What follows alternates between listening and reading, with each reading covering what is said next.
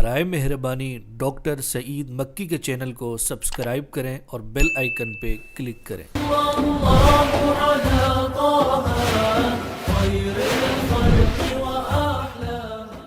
الحمد للہ رب العالمین والصلاة والسلام على اشرف المرسلین وعلى آلہ وصحبہ اجمعین وبعد۔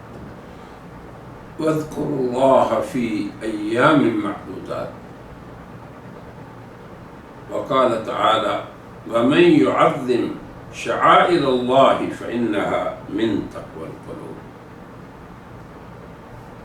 صدق اللہ العظیم۔ برادران گرامی قدر، سامعین و ناظرین، گزشتہ مجلس میں ہم نے ذوالحجہ کے پہلے 10 ایام میں سے یوم عرفہ تک کے بعض فضائل کا ذکر کیا تھا، اور یہ درخواست کی تھی کہ ہم غفلت سے اپنی زندگی گزار دیتے ہیں، اور جہاں بھی دنیا میں ہیں، ہم مکہ مکرمہ نہیں آئے، میں آپ سے مکہ مکرمہ سے مخاطب ہوں، حرم محترم سے مخاطب ہوں، بیت اللہ کے زیر سایہ سے آپ سے گفتگو کر رہا ہوں، مگر آپ یہاں نہیں، مگر آپ کو اس ماہ مبارک کی فضیلت جہاں بھی آپ ہیں پہنچ رہی ہے۔ ان ایام میں آپ نے فرمایا اکثروا من التسبیح والتحلیل والتحمید والتکبیر، یہ جہاں بھی آپ ہوں سبحان اللہ بھی پڑھ سکتے ہیں، لا الہ الا اللہ بھی پڑھ سکتے ہیں، الحمدللہ بھی پڑھ سکتے ہیں، اللہ اکبر بھی پڑھ سکتے ہیں، اور ساتھ ہی ان ایام کے روزے جہاں بھی آپ ہوں رکھ سکتے ہیں۔ بڑی فضیلت بیان کی جناب رسول اللہ نے، بلکہ 9 ذی الحجہ تک کی فضیلت ہم نے بتا دی کہ اللہ کے ہاں سب سے جہنم سے چھٹکارا حاصل کرنے کا دن یوم عرفہ ہے۔ اب انہی ایام میں جب ہم 9 تاریخ سے یعنی یوم عرفہ سے گزر جاتے ہیں تو 10ویں تاریخ کو یوم النحر کہا جاتا ہے، یعنی قربانی کا دن، اور یہ بھی عمل ایسا ہے الحمدللہ اللہ نے اسلام کو پوری دنیا کے مسلمانوں کے لیے بنایا ہے اور آسانی دی ہے۔ انہی ایام میں جب ہم 9 تاریخ کی فجر کی نماز پڑھ لیتے ہیں تو اس کے بعد اللہ کے خصوصی ذکر یعنی فریضہ نماز کے بعد مسلمان تکبیرات تشریق پڑھتے ہیں، یہ بھی معروف ہے اور یہ بھی پوری دنیا میں ہوتا ہے۔ 9، 10، 11، 12 اور 13 کی اثر تک یہ ایام ہیں حج کے اندر جن میں حجاج کرام مناسک حج ادا کرتے ہیں۔ انشاءاللہ اگلی مجلس میں ہم ان کو بیان کریں گے، لیکن ہم آج کی اس مجلس میں بقیہ ان اعمال کی طرف اشارہ کریں گے جو ان ایام میں آپ اپنے اپنے ملکوں میں ادا کریں گے، اور ان میں سے ایک عمل یہ ہے جو ابھی ہم ذکر کرنے لگے ہیں۔ جناب رسول اللہ صلی اللہ علیہ وسلم سے پوچھا گیا عن زید بن ارقم رضی اللہ تعالی عنہ قال قال اصحاب رسول اللہ صلی اللہ علیہ وسلم یا رسول اللہ ما هذه الاضاحی، یعنی قربانیاں جو پوری دنیا کے مسلمان کرتے ہیں، اور وہ 10 ذی الحجہ کو شروع ہوتی ہے قربانی جو ہے، اور اس کے بعد 11 اور 12 کو بھی ہو سکتی ہے۔ تو پوچھا صحابہ نے یا رسول اللہ یہ کیا ہے، یعنی ہمیں قربانی کی حقیقت آپ سمجھا دیں اور اس کی حیثیت ہمیں بتلا دیں۔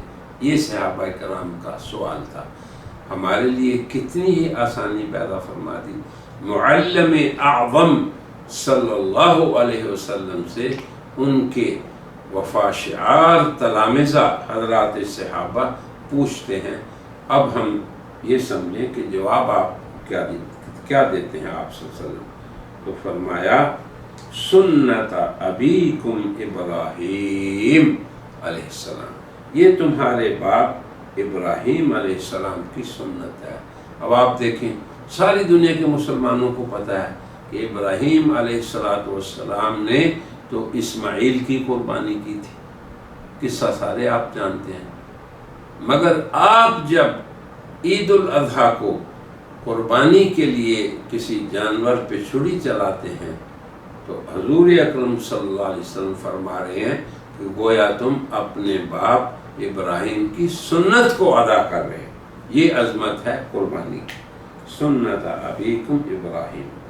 پھر آگے پوچھا فما لنا فیہا یا رسول اللہ، یا رسول اللہ ہمیں اس سے کیا ملے گا؟ ہر آدمی دنیا میں جب کسی عمل پہ ملنے کا اس کو احساس ہوتا ہے تو پھر شوق سے وہ عمل کرتا ہے۔ تو فرمایا بِكُلِّ شَعْرَةٍ حَسَنَةٍ۔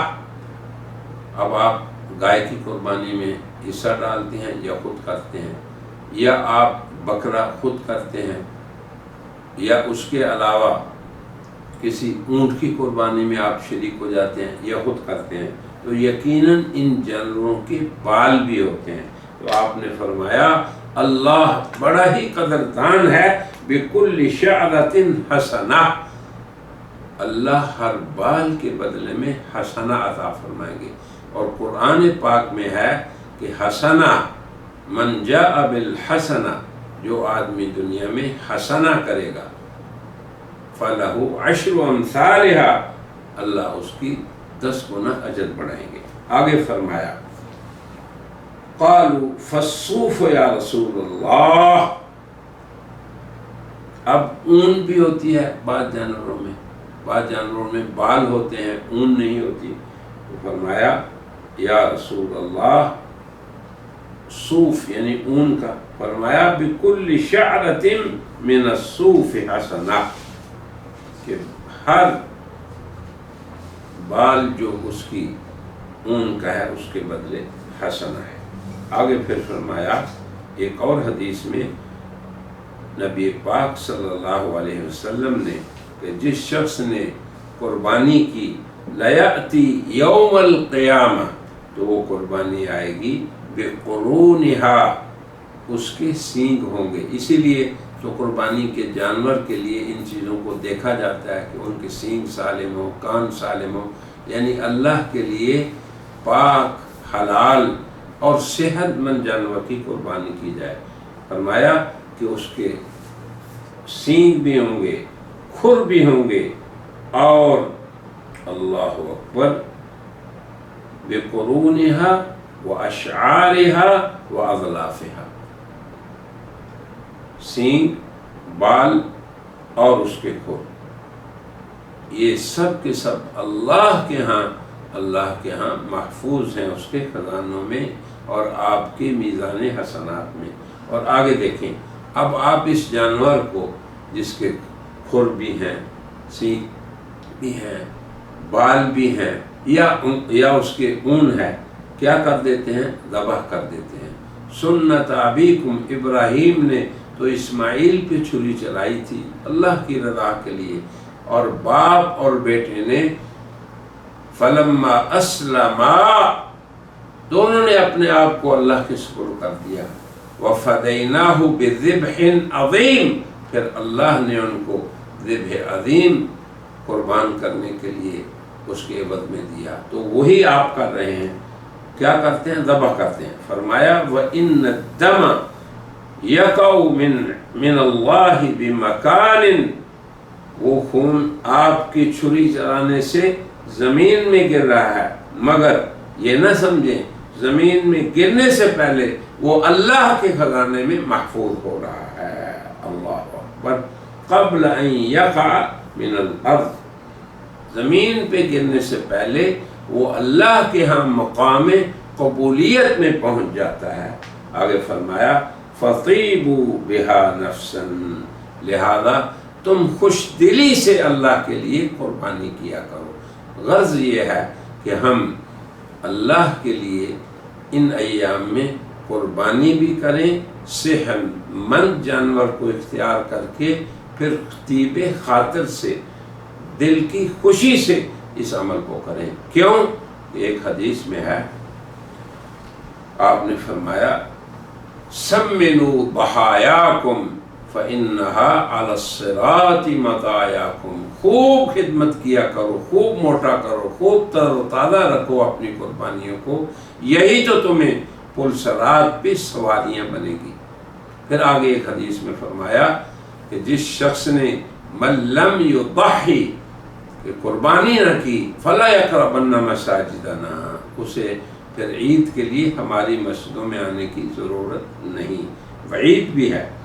تو میرے حضرات کرام گرامی قدر، جس طریقے سے جناب رسول اللہ کے یہ ارشادات ہیں ان کو آپ سمجھتے رہیں اور اسی طریقے سے ان اعمال کو اختیار کریں۔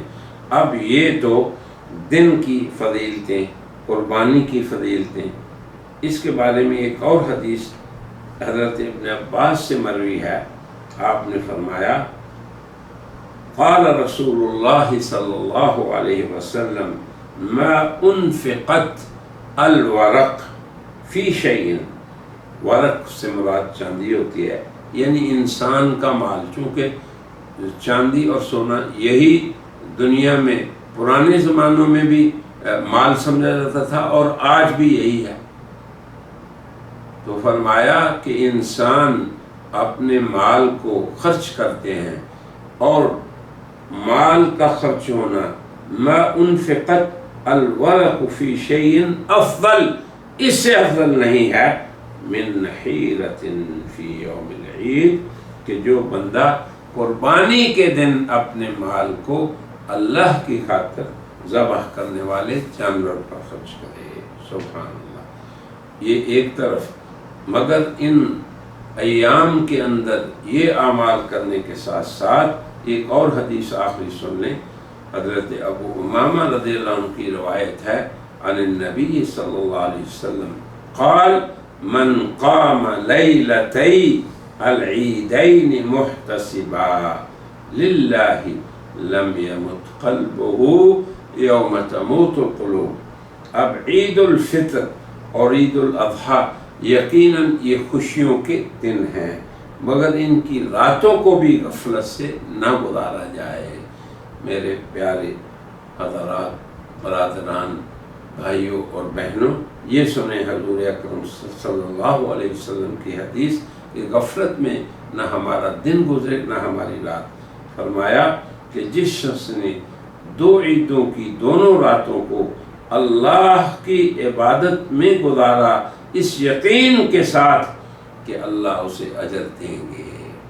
غفلت بہت بڑی ایک نقمت ہے، ایک لعنت ہے کہ جس سے اللہ ہمیں محفوظ رہے۔ ہر حال میں ہم اللہ کو یاد رکھیں، غافل نہ رہیں۔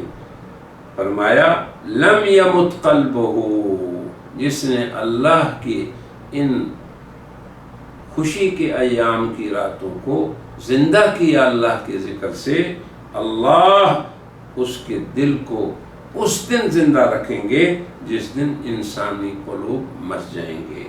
لم یمت قلبہ، اس کا دل اس دن نہیں مرے گا جس دن لوگوں کے دل مردہ ہو جائیں گے۔ تو اب یہ چند گزارشات میں نے ان ایام اور لیالی کے بارے میں جو کی ہیں، صرف اس لیے کی ہیں کہ ہم ان دنوں کی عظمت کو جانیں، ان اوقات کی اللہ کے ہاں جو قدر و قیمت ہے ان کو پہچانیں، اور یہ سارا کچھ رحمان نے میرے اور آپ کو عظیم بنانے کے لیے اور اپنے جو اس کے خزانوں میں عظیم اجر و ثواب ہیں وہ ہمیں عطا کرنے کے لیے یہ سارا کچھ حضور اکرم صلی اللہ علیہ وسلم نے ہمیں تعلیم دی ہے۔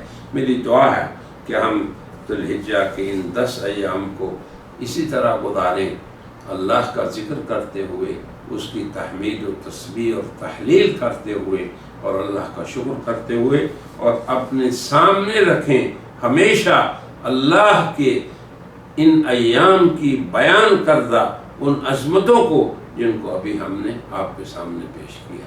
اللہ تعالی ہم سب کو توفیق عطا فرمائے عمل کی، اور ہم آج کی اس مجلس کو اسی پہ ختم کرتے ہیں اور کہتے ہیں وآخر دعوانا ان الحمد للہ رب العالمین۔ برائے مہربانی ڈاکٹر سعید مکی کے چینل کو سبسکرائب کریں اور بیل آئیکن پہ کلک کریں۔ الله على طه خير الخلق